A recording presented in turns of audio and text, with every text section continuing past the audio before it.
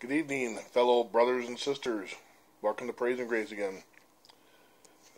So I got called out last week by a couple of ladies in the church that I did not play Holy Spirit. I didn't open up Praise and Grace with Holy Spirit. And I did not close it with Eye of the Storm. So they're on there tonight, ladies. So I had an interesting morning.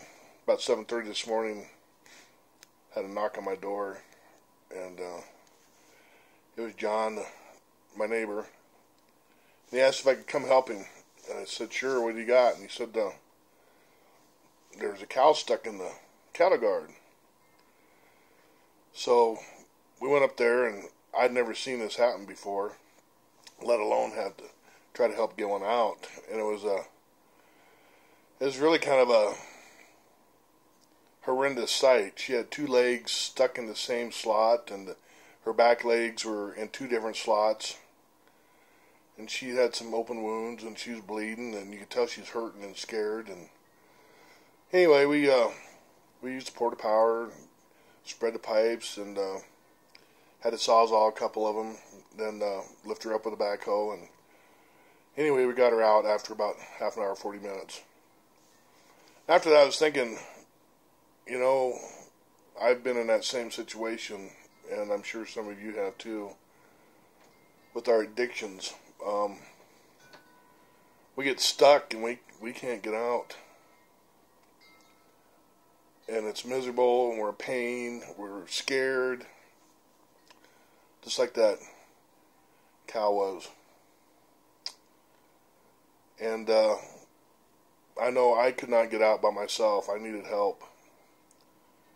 And along with some good friends, but the main thing was God. God helped me and delivered me from being stuck in those addictions. So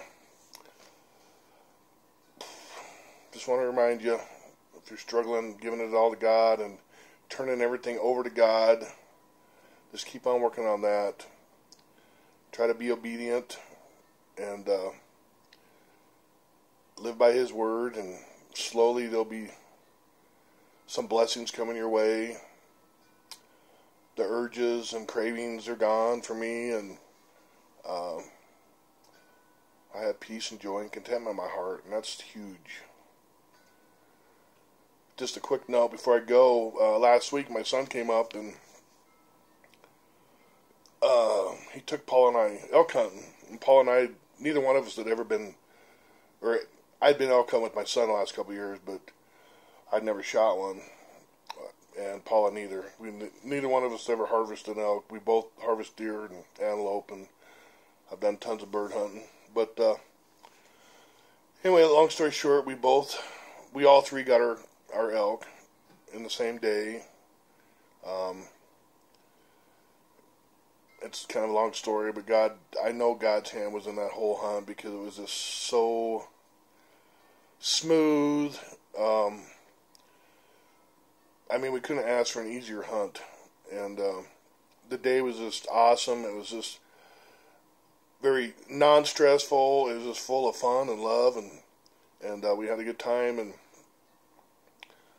my son was, after I shot my elk, we were sitting there looking at it, and it had dawned on me that that moment and that time was not in my storyline 7-8 years ago. I was never going to be able to probably, at that point in time, if I continued doing what I was doing, how I was doing things, my family would have given up on me. I've been dead by now.